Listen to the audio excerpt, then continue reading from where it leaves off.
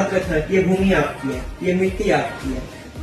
कल को अगर आप खराब होगे तो ये मिट्टी खराब हो जाएगी, सपने खराब हो जाएंगे इस सोसाइटी की जो आपके साथ है। ये आपके सपने नहीं है। आप जिस स्कूल में पढ़ते हो, इस स्कूल में अगर आपका कोई सपना है तो वो सोसाइटी का सपना है।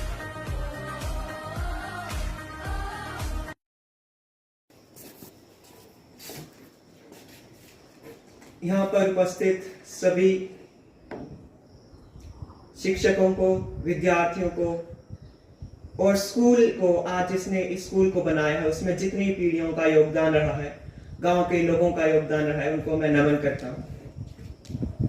तो जैसा कि सर ने बता दिया, धन्यवाद सर, कि मैं second year law Himachal Pradesh national law university Shimla का स्टूडेंट हूं। मैं छुट्टियों में घर आया था, अपनी मातृभूमि आया था, अपनी जन्मभूमि आया था। मैंने सोचा कि थोड़ा कंट्रीब्यूट करूं अपने लेवल पे आप सभी को, कहीं ना कहीं सोसाइटी को। मैंने प्रिंसिपल सर से बात की। मैं बहुत आभार प्रकट करना चाहूंगा प्रिंसिपल सर का कि उन्होंने मुझे यहाँ पे आने का मौका दिया। धन्यवाद सर। तो आज जिस टॉपिक के ऊपर मैं बातचीत करने वाला हूं, बेसिकली दो टॉपिक्स हैं, rights and duties of citizens, जो कि as aware citizen of India हमें पता होने चाहिए। और जो दूसरा टॉपिक है, जो हमारे क्षेत्र में सोशल सिचुएशन अराइज हो रही है, बढ़ते ड्रग अब्यूज और उनके केसेस, तो मैंने सोचा कि वो उस टॉपिक को भी थोड़ा इसमें लिया जाए और आप सभी को इसके प्रति जागरूक किया जाए।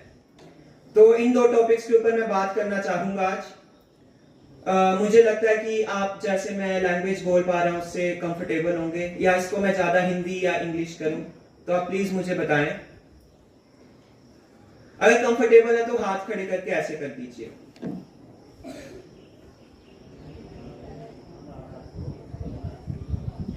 मेरी आवाज सबको अच्छी तरह से आ रही है?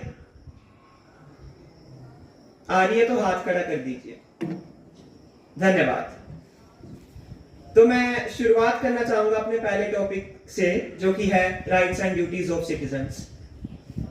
आपने आम बोलचाल में, क्योंकि आप में से काफी ज्यादा हिंदी मीडियम के भी छात्र हैं, राइट्स को आप अधिकारों के नाम से राइट्स को आप अधिकार के नाम से जानते हैं और ड्यूटीज को कर्तव्य के नाम से जानते हैं। तो हालांकि हमारे टेक्स्ट बुक्स में और हमारे नॉर्मल लाइफ में राइट्स ज्यादा समझाए जाते हैं, क्योंकि राइट्स ही हमारे यहाँ पे ज्यादा जरूरी हैं और हमारे संविधान ने हमें राइट्स के ऊपर ज्यादा फोकस किया है। उसके ऊपर मैं अभी आऊंगा। तो सबसे पहले हम सिटीजन्स हैं इंडिया के। हमारे प्रिएम्बल में, हमारे संविधान की जो उद्देशिका है, उसमें लिखा हुआ है, we the people of India, हम भारत के लोग। हम भारत के लोग, भारत के सिटीजन्स हैं। देखिए, तीन टर्म्स के ऊपर मैं यहाँ पे थोड़ा फोकस करना चाहूंगा। एक है सिटीजन, एक है सब्जेक्ट्स एंड एक है ह्यूमंस। सिटीजन्स, जब हम भारत के निवासी हैं तो हम सिटीजन्स बने, हमारे पास कुछ अधिकार आए, कुछ हमारे ऊपर कॉन्स्टिट्यूशनल फ्रेमवर्क आया, और कहीं ना कहीं हमारे जो नेचुरल राइट्स हैं उनको हमारे कॉन्स्टिट्यूशन ने प्रोटेक्ट किया। उससे पहले हम जब ब्रिटिशर्स के टाइम पे थे, ब्रितानी हुकूमत के टाइम पे थे, तो हम सब्जेक्ट्स थे, हम गुलाम थे ब्रितानी हुकूमत का, जो हमारे कैसे भी हमारा उपयोग कर सकती थी, हमारे अधिकारों का उल्लंघन कर सकती थी, और कोई कॉन्स्टिट्यूशनल फ्रेमवर्क नहीं था जिसके पास हम जा पाए कि हमारे इन अधिकारों का उल्लंघन हुआ है। उससे पहले जब इंसान पैदा होता है तो वो ह्यूमन ही होता है, जब तक उसके ऊपर किसी का राज अधिकार नहीं होता, जब वो अपने आप को स्वतंत्र तरीके से गवान करता है। तो ये जो राइट्स का कॉन्सेप्ट है, हम फ्रेंच रेवोल्यूशन से यहाँ पे स्टार्ट नहीं करने वाले, फ्रांसीसी क्रांति से शुरू नहीं करने वाले। हम भारत में जब जाएं, हमारे भारत में पुराने समय पे हमारे वेदों में, हमारी संस्कृति में धर्म नाम का कॉन्सेप्ट मिलता है। धर्म, वो धर्म बनता है ड्यूटीज। वो किसी की ड्यूटीज होती थी, चाहे वो राजा का धर्म हो, राज धर्म जिसको कहते थे, जो किसी ना किसी को अपने अधिकार के बारे में भी बताती थी। मेरी कुछ ड्यूटीज है, मैं आपके लिए कुछ अच्छा परफॉर्म करूं, तो मेरे को बाइंड कर दिया गया है मेरे कल्चर ने, मेरे रिलीजन ने, और आप अगर मेरे पास कुछ कह के आएंगे तो मैं उसको मना नहीं कर सकता। तो ये धर्म का जो कॉन्सेप्ट था वो सोशली रिस्पेक्टेड और रिकॉग्नाइज था, रिलीजियसली इसको बैकिंग मिलती थी, हमारे वेदों में, हमारे पुराणों में, हमारी संस्कृति में बताया गया था। और ये राइट्स जो थे इसने ही इंडिया जैसी डाइवर्स सोसाइटी को 2000 सालों तक यूनाइट करके रखा, अलग अलग समुदाय के लोगों को अकोमोडेट किया और डाइवर्सिटी को प्रमोट किया। इसके बाद मॉडर्न कॉन्सेप्ट की बात करें तो फ्रांस में 1789 में फ्रांसीसी क्रांति हुई, फ्रेंच रेवोल्यूशन। 3 स्लोगन इस क्रांति में काफी ज्यादा निकले, liberty, equality and fraternity. Liberty का मतलब होता है फ्रीडम, इक्वालिटी का मतलब होता है कि हम सारे कानून के सामने एक बराबर हों, और फ्रेटर्निटी का मतलब होता है भाईचारा, मतलब हम एक दूसरे के साथ रहना सीखें। उसके बाद धीरे धीरे मॉडर्न कॉन्सेप्ट को जब हम देखते जाए तो इसके बाद ज्यादा डेवलपमेंट्स होती गई कॉन्स्टिट्यूशन की। हमारा कॉन्स्टिट्यूशन, एंड हम काफी भाग्यशाली हैं कि हमें महान कॉन्स्टिट्यूशन मेकर्स मिले, जैसे कि BR अम्बेडकर जी, जवाहरलाल नेहरू जी, राजेंद्र प्रसाद जी, वल्लभ भाई पटेल जी। हमारे यहाँ पे, जहाँ पे मैं कहूंगा कि कुछ वेस्टर्न नेशंस में जिनको हम बोलते हैं, जिनसे हम सीखते हैं, वहां पे 1947 तक यूनिवर्सल एडल्ट फ्रेंचाइज नहीं था, मतलब सभी को वोटिंग डालने की अनुमति नहीं थी। वहीं पे हमारे कॉन्स्टिट्यूशन ने 1947 में रिकॉग्नाइज किया था। तो कॉन्स्टिट्यूशन मेकर्स काफी क्लियर थे कुछ चीजों के साथ, कुछ मूलभूत चीजों के साथ, और इसी फ्रीडम स्ट्रगल की लेगेसी और ब्लेसिंग्स को लेते हुए उन्होंने कुछ फंडामेंटल राइट्स ड्राफ्ट किए थे, जो कि कॉन्स्टिट्यूशन से पहले काफी रिपोर्ट्स में भी सामने आए, नेहरू रिपोर्ट और गवर्नमेंट ऑफ इंडिया एक्ट 1935 के आगे जो बातें हुई। और हमारे यहाँ पे राइट्स के ऊपर ज्यादा ध्यान दिया गया rather than इंस्टीट्यूशंस, तभी प्रजा के ऊपर ज्यादा ध्यान है, ना कि तंत्र। तंत्र हमारे यहाँ पे पीछे आता है, बट प्रजा को हमारे यहाँ पे मेन प्रोमिनेंस मिलती है। मैं बताता हूँ आपको कैसे। कॉन्स्टिट्यूशन जब शुरू होता है तो कुछ आर्टिकल्स होते हैं, कुछ पार्ट्स होते हैं। पार्ट 1 जो कि नेशन को डिफाइन करता है, हमारे राष्ट्र को डिफाइन करता है। पार्ट 2 जो कि सिटीजनशिप को डिफाइन करता है, भारत के नागरिक कौन होंगे उसको डिफाइन करता है। पार्ट 3 उस भारत के नागरिकों के मूल अधिकार क्या है उनको डिफाइन करता है। ये सीधा उस पे नहीं आते कि यहाँ पे प्राइम मिनिस्टर होगा, प्रेसिडेंट होगा। तो हमारे कॉन्स्टिट्यूशन में भी जो प्राइमरी जो प्रोमिनेंस मिली है वो सिटीजन्स के अधिकारों को मिली है। इसलिए हमारा कॉन्स्टिट्यूशन कितना अच्छा कॉन्स्टिट्यूशन होगा, इसकी क्या क्या खूबसूरती आपको समझ आ रहा होगा। तो अभी मैं सीधा राइट्स के ऊपर बात करता हूँ। तो पार्ट 3 आर्टिकल 14 से 32, 14 से लेकर 32 तक हमारे फंडामेंटल राइट्स से डील करते हैं। कुछ ब्रॉड कैटेगरीज में राइट्स को क्लासिफाई किया जाता है। First is right to equality, मतलब हम सभी बराबर हों। आर्टिकल 14 to 18 इसमें बात करते हैं। इसमें इक्वालिटी बिफोर लॉ तो है ही है, साथ में discrimination on the basis of caste, race, religion, gender, place of birth वगैरह प्रोहिबिटेड है, प्रतिबंधित की जाती है। रेस कुछ कॉन्सेप्ट होता है, रेस इस टर्म को बच्चे नहीं समझते, मैं भी थोड़ा लेट ही समझा था, तो मैं आपको बताना चाहूंगा कि रेस होता है जैसे यहाँ पे हम जाहू के निवासी हैं, यहाँ पे कोई कहीं से आया होगा, कोई कहीं से, कोई बिहार से आया होगा, कोई अरुणाचल से आया होगा, पर उनको उनकी लैंग्वेज, उनके कस्टम और उनकी हिस्ट्री, स्टेट हिस्ट्री के ऊपर हम डिस्क्रिमिनेट ना करें, ये हम सबका फर्ज बनता है।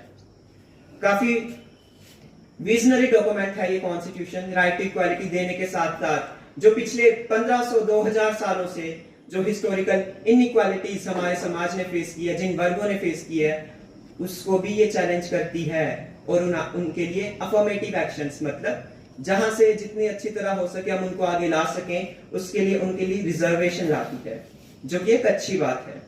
इक्वल मतलब इससे देखा जाए तो ये कहीं ना कहीं इक्वालिटी तो इस्टेब्लिश करती ही है समाज में, बट कहीं ना कहीं इक्वालिटी अमंग्स इक्वल, मतलब जो समान हो सारे, वो सारे बराबर हो, और जो थोड़े पीछे हो उनके लिए कुछ ऐसे कदम उठाए जाएं कि वो भी समान हो जाए, और जो दूसरे जो पहले से ही थोड़े ऊपर के वर्ग के लोग हैं उनके साथ कम्पीट कर पाए। हालांकि अभी थोड़ी डिबेट है, उसको भी मैं सपोर्ट करता हूं कि कैसे इसमें अमेंडमेंट्स, बदलाव आने चाहिए रिजर्वेशन पॉलिसी में, और सुप्रीम कोर्ट ने हाल ही में बड़ी अच्छी इसमें वर्डिक्ट दी है। उसके अलावा है दूसरा राइट टू फ्रीडम। आप कहीं भी कुछ भी बोल सकते हो, आप कहीं भी असेंबल हो सकते हो, इकट्ठा हो सकते हो, एसोसिएशनशिप अपने ग्रुप्स बना सकते हो, अपनी कहीं भी भारत के किसी भी कोने में जा सकते हो और कहीं भी आप रह सकते हो। बट अगेन ये राइट्स हैं, ये सब्जेक्ट हैं प्रतिबंध, कुछ इनमें रीजनेबल रेस्ट्रिक्शन लगाए जाते हैं और ऐसे कुछ रेस्ट्रिक्शन लगाए जाते हैं जिससे स्टेट की इंटीग्रिटी, भारत की अखंडता और भारत पब्लिक ऑर्डर मतलब आम जनमानस को इससे कोई नुकसान ना पहुंचे। तीसरा है राइट अगेंस्ट एक्सप्लॉयटेशन, मतलब आपकी कोई भी एक्सप्लॉयटेशन नहीं कर सकता, आपको कोई भी आपके राइट से वंचित नहीं कर सकता, आपका कोई गलत फायदा नहीं उठा सकता। इसमें ट्रैफिकिंग, तस्करी, मानव तस्करी और औरतों की तस्करी, बच्चों की तस्करी को प्रोहिबिट किया जाता है। ये आपको सुनने में काफी नई टर्म लग रही होनी आज, मैं समझता हूँ, बट ये हमारे सोसाइटी की रियलिटी है कि अगर आज हमारे पास ये कॉन्स्टिट्यूशनल सेफगार्ड्स नहीं होते तो हमारे यहाँ पे स्लेव ट्रेड जो पहले चलती थी वो आराम से चल सकती थी। पर और इवन बच्चों की ट्रैफिकिंग, तस्करी तो अभी भी होती है। जो मेन सिटीज है मुंबई वगैरह, दिल्ली में, वहां पे छोटे छोटे बच्चे होते हैं, उनको उठा लिया जाता है। बट जैसे ही कॉन्स्टिट्यूशन को पता लगता है, किसी बॉडी को पता लगता है, बॉडीज बनी है एनसीपीसीआर वगैरह उसको प्रोटेक्ट करने के लिए, ये हमारे संविधान की वजह से ही बनी है। उसके अलावा फोर्स्ड लेबर, आपको आपकी इच्छा के प्रति, इच्छा के विरुद्ध कोई आपसे काम नहीं करा सकता। इसमें चाइल्ड लेबर भी शामिल है।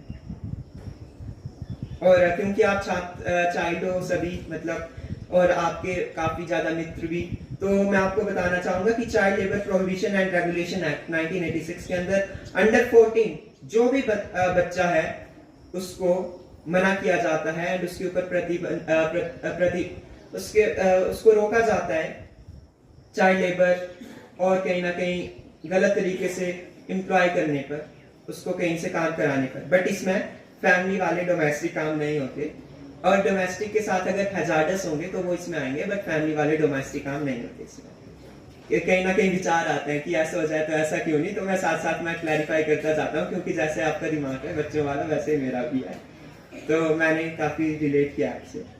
चौथा है फ्रीडम ऑफ रिलीजन, आप कहीं पे भी कुछ भी अपना रिलीजन प्रोफेस कर सकते हैं, उसको प्रैक्टिस कर सकते हैं। रिलीजियस हार्मनी, जिससे सारे धर्म एक साथ हों, वो इसमें कहा जाता है।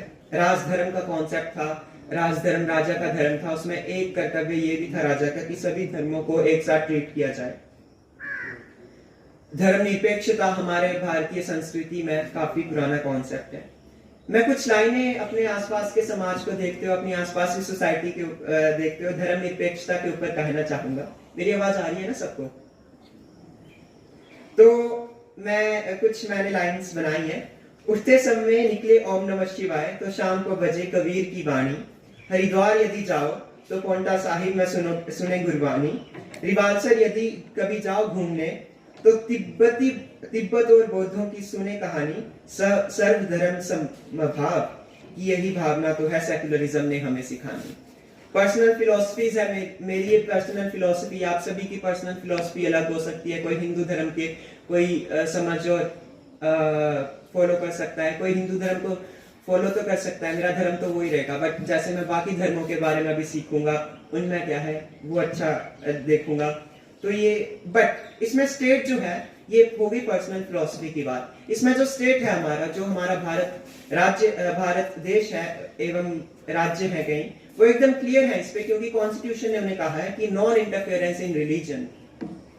हमारा जो देश है वो किसी भी धर्म के प्रति कुछ खास रुचि और उसको सपोर्ट नहीं करेगा। और सेकंड है सेक्युलर स्टेट इस्टेब्लिश करेगा equal protection of all religion, मतलब कहीं पे भी कुछ होता है तो हम उसी को सेम ही वे में प्रोटेक्ट करें रिलीजन को, कहीं भी रिलीजन सप्रेशन नहीं देखने को मिले।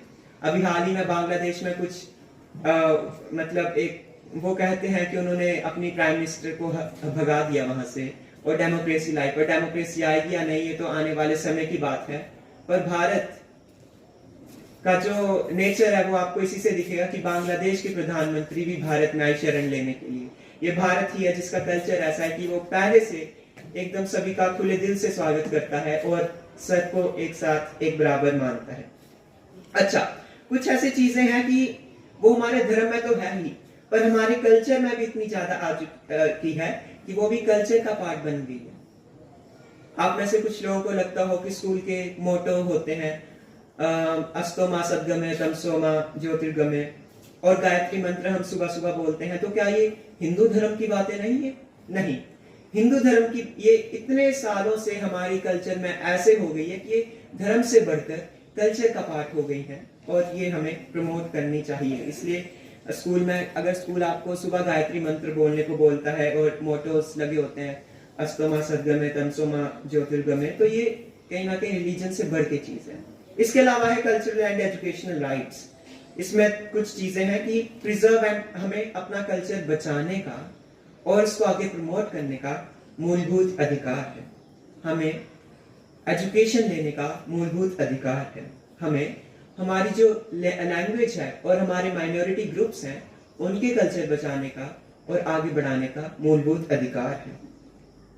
Article 29 to 30 cultural and educational rights, इससे डील करते हैं। उसके बाद आते हैं right to constitutional remedies, article 32। सबसे इंपॉर्टेंट ये राइट है, आर्टिकल है, जिसके बिना जो पिछले सारे राइट्स हैं उनको इन्फोर्स नहीं किया जा सकता। B.R. अम्बेडकर जी ने इसे heart and soul of the constitution कहा था, मतलब संविधान का हृदय और आत्मा। क्यों?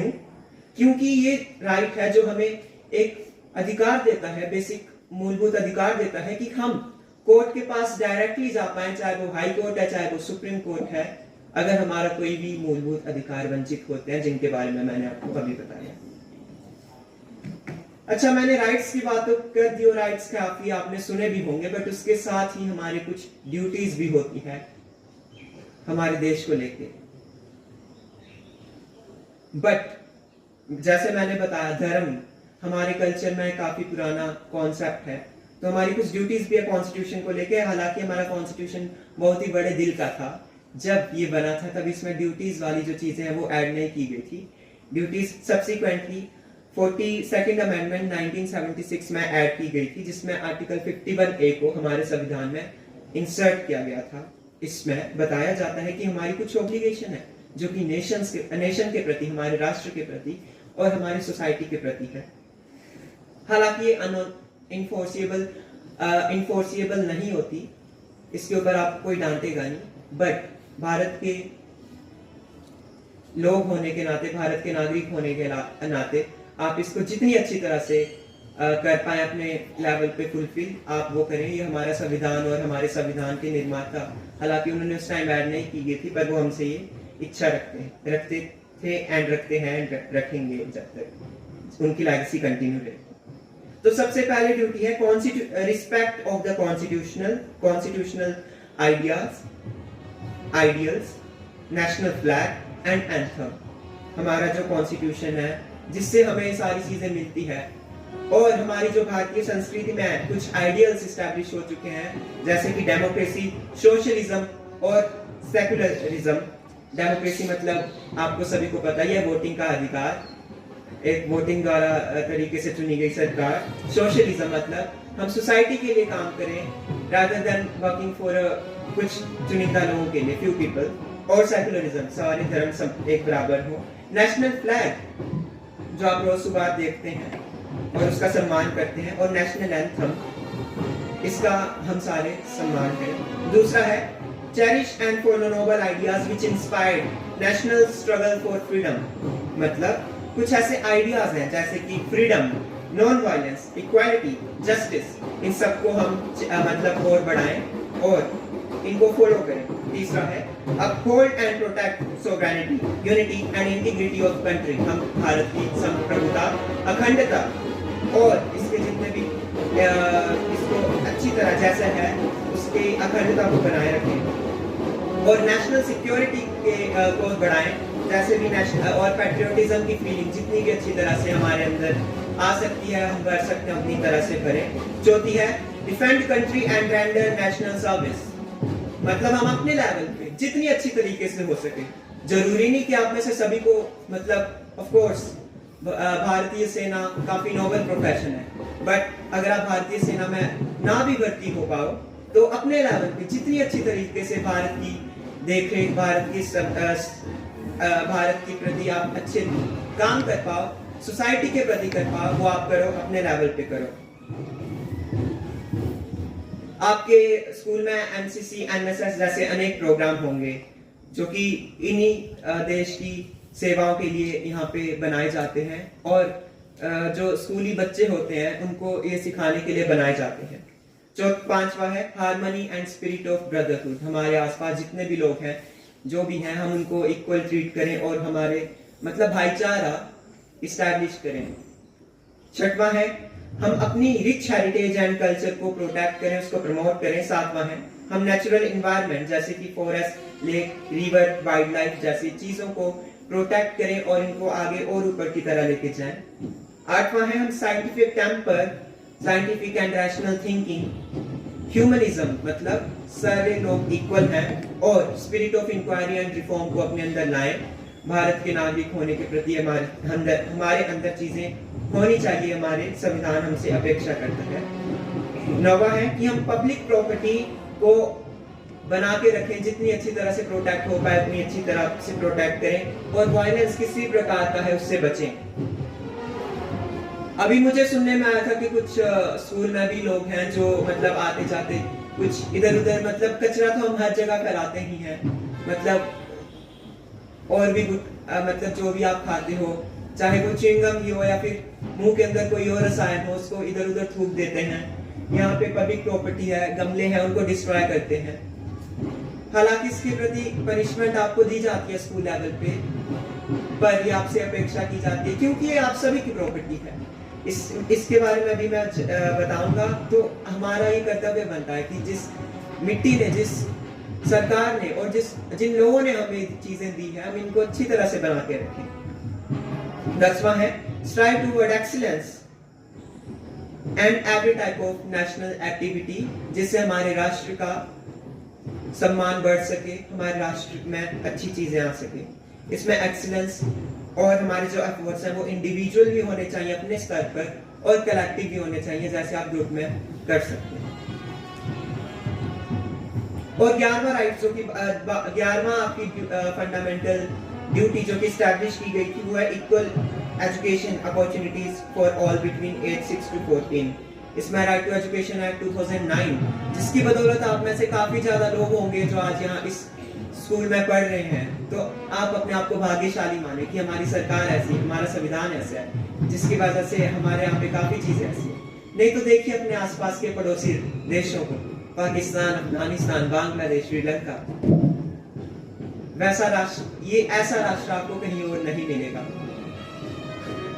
कहीं ना कहीं एक कोट है कि राष्ट्र आपको क्या दे रहा है, आप ये मत पूछो, आप ये पूछो कि आप राष्ट्र को क्या दे रहे हैं।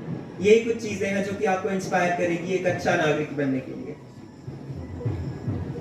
देखिए कुछ ऐसी चीजें हैं, इन सारी चीजों को डिस्कस करने के बाद आपके लिए राष्ट्र, आपको समझ आ गया होगा कि राष्ट्र ने आपके लिए कितना कुछ किया है। मैं बता दूं कि आपके लिए इस समाज ने भी काफी कुछ किया है। आप उस तरफ जाएं, जो पिछली साइड जो बोर्ड लगा हुआ है उसमें आप देखेंगे जन सहयोग नाम की चीज से ये स्कूल बना है। इसकी फाउंडेशंस बाद में गवर्नमेंट ने सपोर्ट किया है, बट समाज में जन सहयोग नाम की स्कीम से ये स्कूल बना है। और जन सहयोग ही वो चीज है, ये सोसाइटी ही वो चीज है जिसने आपको ये स्कूल दिया है। तो आपके सोसाइटी के लिए कुछ कर्तव्य हैं। आप जिस भूमि में रहते हो, इस हिमाचल, इन हिमाचल के जो निर्माता हैं वायस परमार जी और हमारे सारे जो पॉलिटिकल लीडर्स उसके बाद रहे हैं, और पीढ़ियां जो आपके पूर्वज रहे हैं, उन्होंने आपके लिए काफी कुछ किया है, आपको आज तक आपको आज यहाँ तक पहुंचाया है। तो इसकी विरासत को जो हमें मिली है, इसको हम सेफ रखें और हम एज अ फ्यूचर जनरेशन, आने वाली पीढ़ी के स्तर पर इसको और बढ़ाएं, इसको अच्छी तरह से प्रोटेक्ट करें और जाहू अपने क्षेत्र, अपने भारत के लिए कुछ करें। ये अपेक्षा होती है उन सभी लोगों की जिन्होंने आपके लिए आज तक इतना कुछ किया है। पर अफसोस की बात यह है कि आज हमारी सोसाइटी में एक ऐसी चीज बढ़ रही है जो कि काफी ही अलार्मिंग, काफी ही प्रॉब्लमैटिक है और जो जनरेशन को चपेट में ले जाएगी। ये है ड्रग अब्यूज। कुछ युद्ध लड़े जाते हैं गोली बारूदों से, जो कि कुछ लोगों को ही अफेक्ट करते हैं, कुछ क्षेत्रों को अफेक्ट करते हैं, बट कुछ युद्ध जिन्हें कहते हैं सॉफ्ट वॉर, वो लड़े जाते हैं माइंड से, जिससे हमको पता भी नहीं चलता, बट जनरेशंस खराब हो जाती है। टेक्नोलॉजी इसी में ही एक, मोबाइल फोन इसी में ही एक वॉर की, सॉफ्ट वॉर की टेक्निक है। पर उसके साथ ही हमारी जो समाज को ज्यादा अफेक्ट कर रहा है वो है ड्रग्स। देखिए, ड्रग्स कुछ लोगों को बर्बाद नहीं करेंगे जैसे कि गोली बारूद करते हैं। ड्रग्स एक जनरेशन को अपनी चपेट में ले जाएंगे, एक जनरेशन को खराब कर देंगे। आज आप ड्रग्स लोगे, कल सोसाइटी में आगे वायलेंस आएगा, और दूर नहीं है वो चीजें कि कल हमारी सोसाइटी में काफी उपद्रव आएगा। खुले में आज ड्रग्स बिक रहे हैं, कल हथियार, बंदूकें बिकेंगी। क्यों? जब क्राइम आते हैं, क्राइम का एक डायमेंशन आता है तो क्राइम के बाकी डायमेंशंस भी जरूर आते हैं। पहले पंजाब को इसने खराब किया ड्रग अब्यूज ने, अब हिमाचल की भूमि को ये अफेक्ट कर रहा है। हिमाचल की दो चीजें काफी ही पवित्र है। जब मैं कहता हूं कि ये दो चीजें पवित्र है, ये काफी ही पवित्र है। एक तो हमारा पानी और एक हमारे यहाँ की जवानी। हम पानी पूरे भारत को, उत्तर भारत को तो कहीं स्पेसिफिकली सप्लाई करते ही हैं। ये हमारे भारत के लोग, ये हमारे हिमाचल के लोगों की जवानी ही है। हम सभी युवाओं का जोश ही है, युवतियों का जोश ही है, जिसने आज तक हिमाचल को बुलंदियों तक पहुंचाया है। चाहे वो आर्मी में हो या फिर एम्प्लॉयमेंट और लिटरेसी प्रमोट करना हो, अपने देश को ऊपर उठाना हो। विक्रम बत्रा, सोमनाथ शर्मा जैसे अनेक वीर जवान, कारगिल में सबसे ज्यादा शहादत देने वाले जवान हमारे हिमाचल में थे, और हमारे हिमाचल में थे। इसके ऊपर आपको इससे ज्यादा गर्व ये होना चाहिए कि हिमाचल, जिसकी पॉपुलेशन इतनी कम है, बाकी राज्यों की इतनी पॉपुलेशन ज्यादा है, फिर भी हिमाचल के लोगों ने इतना बढ़िया योगदान, इतना बड़ा योगदान कारगिल जैसे युद्ध में दिया था, और भारतीय सेना में तो देते हैं ही। जो प्रोपोर्शन देखी जाए, मतलब हमारे राज्य, किस राज्य की कितनी जनसंख्या है और उसका आर्मी में कितना कंट्रीब्यूशन है, तो उस हिसाब से हिमाचल भारत में पहले नंबर पे आता है। बट काफी ही अलार्मिंग सिचुएशन है कि आजकल ड्रग अब्यूज जो है वो बढ़ रहा है, जिससे हमारे पानी तो चलो खैर वो हमारे कंट्रोल में नहीं है, बट जवानी तो हमारी युवा पीढ़ी के कंट्रोल में है, जिससे और इससे कहीं ना कहीं हम राष्ट्र में आज नहीं तो कल हमारे राष्ट्र के प्रति जो योगदान है, हिमाचल को आगे बढ़ाने का जो योगदान है और जो प्रोसेस है, प्रक्रिया है, वो रुक जाएगी। तो काफी हमें सोचना पड़ेगा इसके बारे में। आजकल पैडलर्स, ड्रग पैडलर्स जो कि ड्रग्स बेचते हैं, उनके नेटवर्क्स हैं काफी ज्यादा, गांव में भी है, कंट्रीज के अक्रॉस तो है ही। पाकिस्तान से कोई पंजाब में सप्लाई कर रहा है, पंजाब से कोई हिमाचल में सप्लाई कर रहा है, हिमाचल से कोई जाहू में सप्लाई कर रहा है, जाहू में कोई हमारे लोगों को सप्लाई कर रहा है, आपको सप्लाई कर रहा है। तो इससे हमें काफी ज्यादा बच के रहना है। आप अगर अपने घर वालों से पूछेंगे ज्यादा तो इस चीज के बारे में आपको ज्यादा पता चलेगा कि गांव में भी अपने स्तर पे हमें कहाँ ज्यादा सतर्क रहना है और किस से सतर्क रहना है। तो ड्रग्स की बात जब करते हैं तो ये ड्रग्स कुछ केमिकल कंपोजिशन से बनी हुई कुछ चीजें होती है जो हमारे ब्रेन को ऐसे स्टिमुलेट करती हैं, ऐसे उसको जगा देती हैं कि हमें काफी एक बायोलॉजिकल इफेक्ट मिलता है। ड्रग्स सारे गलत ही नहीं होते। जो आप दवाइयां लेते हैं जिसकी वजह से हमारे बद्दी नालागढ़ में फैक्ट्रीज चलती है, एशिया का लार्जेस्ट फार्मास्यूटिकल हब बनता है बद्दी नालागढ़ में, और हमारे जो बीमारियां हैं उसको ठीक करने के काम में जो दवाइयां आती है वो तो अच्छे ड्रग्स हैं ही, बल्कि इसके साथ कुछ गलत ड्रग्स ऐसे भी होते हैं जो हमारे मेटाबॉलिज्म को अफेक्ट करते हैं, हमारी बॉडी की प्रक्रिया को अफेक्ट करते हैं और हमारे माइंड के ऊपर टारगेट करते हैं। इनमें से कुछ नाम जैसे कि हेरोइन, चिट्टा जिसे कहते हैं, कोकेन, भांग जिसे हैम्प या कैनबिस के नाम से भी जाना जाता है, ये कुछ ऐसी चीजें हैं जो कि हमारी बॉडी को अफेक्ट करती हैं, साथ में हमारे माइंड को पैरालाइज कर देती हैं और एक जनरेशन को पैरालाइज कर देती हैं। ज्यादा इसकी चीजों के डिटेल में मैं नहीं जाऊंगा, चीज की गंभीरता मैं आपको बता देता हूँ। तो कुछ डाटा एंड फिगर्स में लाऊंगा जुडिशरी से क्योंकि मेरा कंसर्न है, मतलब तो आजकल मैं बताऊं कि एक तो होता है सिविल मैटर, घरेलू मामले जो होते हैं, और एक होता है क्रिमिनल मैटर्स जो कि सोसाइटी को अफेक्ट करते हैं। ड्रग एक ऐसी चीज है जो कि सोसाइटी को अफेक्ट करती है, तो एक क्रिमिनल मैटर में आती है। तो जुडिशरी की जब मैं बात करूं कि आजकल जो क्रिमिनल मैटर्स में 80% जो मामले हैं वो इन्हीं चीजों के आ रहे हैं, वो ड्रग अब्यूज को लेकर ही आ रहे हैं। काफी गंभीर ये सिचुएशन आपको समझ आई होगी। Narcotics, drug and psychotropic substance act 1985 में लाया गया था, जो कि production, cultivation, manufacturing, possession, sale, purchase, transport, storage और यूसेज में से सारी चीजों को प्रतिबंध करता है। इन चीजों के बारे में आपको थोड़ा पता होना चाहिए। बाकी मैं स्कूल और विलेज के लेवल पे आता हूँ, मैं क्योंकि इसी गांव का बेटा हूँ, इसी मिट्टी का बेटा हूँ, तो मेरे को ये काफी बुरा लगता है कि ये प्रॉब्लम जो है इंक्रीज होती ही जा रही है। आप में से 80% लोगों को इसके बारे में पता होगा, इतनी मैं अपेक्षा रखता हूँ। 40% ने आज, मतलब 40 आपको नहीं कह रहा, मतलब मैं गांव की जनरली बात कर रहा हूँ। 40% लोगों ने इसको एक ना एक बार यूज किया ही होगा, और 10% लोग तो इसका बुरी तरीके से शिकार होंगे, जैसी हमारी सिचुएशन है गांव में आज। ये डाटा कोई फिक्स डाटा नहीं है, बट मुझे लगा और मेरी समझ में जितना मेरे से हो सके उतनी मैंने रिसर्च की और मैंने फिर ये डाटा बनाया है आपको बताने के लिए। इसके अलावा न्यूज़पेपर्स में आप रोज आते दिनों में अगर पढ़ते होंगे तो हेडलाइंस आती होगी कि यहाँ से इतना चिट्टा बरामद हुआ, हीरोइन बरामद हुई, ड्रग्स बरामद हुए, सीज किया गया।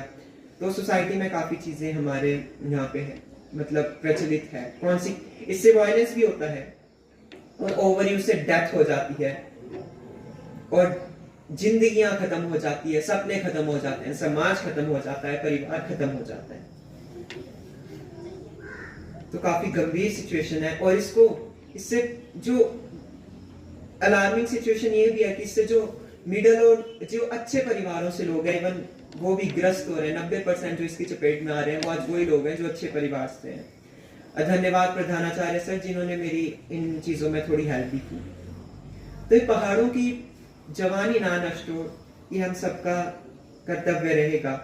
यहाँ के लोग ना मरे, यहाँ के सपने ना मरे, यहाँ की मिट्टी ना मरे, ये हम सबका कर्तव्य है। तो हम कैसे इसको मतलब प्रमोट कर सकते हैं? कुछ चीजें हैं कि हम कभी भी इसके बारे में ना ज्यादा सोचें, ना ज्यादा जाने, और कोशिश तो कभी ना करें ड्रग्स को लेने की। आप में से कई लोग बोलेंगे आपको, आज नहीं कल बोलेंगे कि एक बार ले ले, ट्राई करके देख ले। आप मत लेना, कभी भी मत लेना।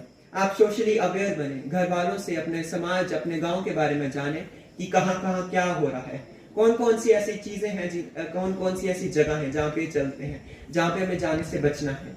जब जाना है तो घर वालों के साथ जाना है, और कौन कौन से लोग हैं जो इस चीजों में अपने आप इन चीजों में रहते हैं, ड्रग्स बेचते हैं, ड्रग्स देते हैं, ड्रग्स का प्रमोशन करते हैं, और उन लोगों से बातचीत करने में, उनके साथ जाने में, उनसे व्यवहार करने में थोड़ा हमको परहेज रखना है।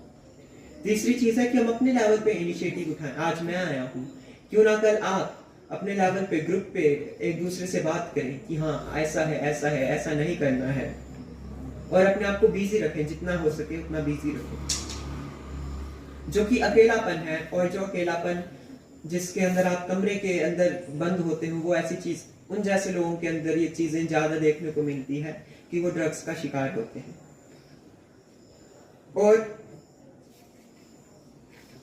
और डिस्कशन करें अपने लेवल पे। रोज कुछ ना कुछ घटित होता है। आजकल सांसद का सत्र चल रहा है, कुछ वहां पे और होगा, बांग्लादेश में कुछ हो रहा है। तो अपने लेवल पे अपने आप को बिजी रखें, इनिशिएटिव्स चलाएं स्कूल के लेवल पे कि आज बांग्लादेश का है, हम सारे प्रिंसिपल सर के पास जाएं, टीचर से परमिशन लें कि हम स्कूल के बाद 1 घंटे स्कूल में रुकेंगे और बांग्लादेश मुद्दे के ऊपर डिस्कशन करेंगे। कुछ सांसद में हुआ है उसके ऊपर डिस्कशन करेंगे, कुछ आइडिया किसी के मन में है उसके ऊपर डिस्कशन करेंगे। टीचर भी उसकी आप में हेल्प करेंगे, ये मैं जानता हूँ। तो कुछ चीजें हैं कि जो आप सोसाइटी को और आपके integrated drug policy, drug prevention policy शायद स्कूल में भी लागू हो गई होगी या फिर होगी कुछ आने वाले महीनों में, तो उसमें भी आप अपना योगदान जरूर दें। तो कुछ चीजें हैं कि आप नेचुरल डोपामिन जिन चीजों से मिलती, ड्रग एक ऐसी चीज है जो कि डोपामिन नाम का जो कि हार्मोन होता है जिससे हमारी बॉडी को प्लेजर मिलता है, उसको रिलीज करता है। बट कुछ अन्य गतिविधियां भी हैं जिनसे नेचुरल डोपामिन शरीर को मिलती है, जैसे कि जो लोग फिजिकली फिट है, फिजिकल की मतलब ज्यादा इंक्लाइंड है अपने शरीर के प्रति, खेलकूद के प्रति, वो खेलें, अपने खेतों में कंट्रीब्यूट करें, अपना डोमेस्टिक वर्क जितनी अच्छी तरीके से होता है अपने आप को बिजी रखें, बेसिकली एनसीसी एनएसएस में एनरोलमेंट कराएं और भारत को, अपनी सोसाइटी को सर्व करें, और जितनी अच्छी और पढ़े भी, आपका कर्तव्य पढ़ने का भी है। पर मैं बता रहा हूँ कुछ चीजें जो कि आप अपने शेड्यूल में मतलब समा सकते हैं, जिससे आप बिजी रहें और अकेलापन ना महसूस करें, उन चीजों के बारे में ना ही जाने, उन चीजों के बारे में ना ही आकर्षित हैं। और जो मेंटली मतलब तेज बच्चे हैं, जो पढ़ने की तरफ ज्यादा है, वो दिन मतलब अपने आप को बिजी रखें, अखबार पढ़ें, अपने समाज के बारे में जानें, अपने स्कूल में एक ऐसा कल्चर इस्टेब्लिश करें जिससे मैंने अभी आपको बताया कि स्कूल में डिस्कशंस शुरू हो, डिबेट शुरू हो, बातचीत शुरू हो बच्चों में, सोशल इश्यूज को लेके, नेशनल इश्यूज को लेके, पॉलिटिकल इश्यूज को लेके, इकोनॉमिक इश्यूज को लेके, कल्चरल इश्यूज को लेके। कहीं ना कहीं यहाँ भी एनसीसी और एनएसएस में वॉलंटियर करें, और जितना अच्छी तरह से आप पढ़ सकते हैं उतनी अच्छी तरह से पढ़ें, प्रातः भ्रमण करें, अपने शरीर को भी स्वस्थ बनाएं। तो ये कुछ ऐसी चीजें हैं। और मैं रिक्वेस्ट करना चाहूंगा अपने लेवल पे कि जो इंटेलिजेंट बच्चे हैं प्लीज आए सामने, स्कूल में एक ऐसा कल्चर इस्टेब्लिश करें, आप अपना ग्रुप इस्टेब्लिश करें और ऐसे इश्यूज को डेवलप करें। आप ही वो जो कल स्कूल में चेंज ला सकते हो। जो फिजिकली स्ट्रॉन्ग बच्चे हैं, जो खेलकूद में, वो तो ऑफ कोर्स मेडल आते ही रहेंगे। तो कुछ ऐसी चीजें हैं कि जिससे आप इन चीजों से बच सकते हो। याद रखना कि ये भूमि आपकी है, ये मिट्टी आपकी है। कल को अगर आप खराब होगे तो ये मिट्टी खराब हो जाएगी, सपने खराब हो जाएंगे इस सोसाइटी के जो आपके साथ है। ये आपके सपने नहीं है। आप जिस स्कूल में पढ़ते हो, इस स्कूल में अगर आपका कोई सपना है तो वो सोसाइटी का सपना है। क्यों? क्योंकि स्कूल में बनाने के ऊपर सोसाइटी ने अपना योगदान दिया है। जब ये स्कूल बना होगा तो सोसाइटी ने भी कुछ अपेक्षा की ही होगी। तो ये सोसाइटी, पूरी समाज के सपने खराब हो जाएंगे, आपके परिवार के सपने खराब हो जाएंगे, और कहीं ना कहीं परिवार बर्बादी की तरफ चल जाएगा, हमारा हिमाचल खराब हो जाएगा। तो इन चीजों से मैं आपको रिक्वेस्ट करना चाहूंगा कि आप बचें। कुछ आपके कर्तव्य हैं, उनमें से कर्तव्य ये भी है कि आप गंदी चीजों से बचें, अच्छी चीजों की तरफ जाएं। तो इसी के साथ मैं खत्म करता हूं अपने लेक्चर को। आप में से किसी के प्रति भी कोई भी क्वेश्चन हो, जनरल क्वेश्चन हो, लेक्चर स्पेसिफिक क्वेश्चन हो, तो प्लीज पूछें। मैं देख रहा था काफी आपके अंदर उत्सुकता थी, काफी आप में से लोग सुन रहे थे मुझे। कुछ ही पूछना है, शर्माइए मत, पूछ लीजिए।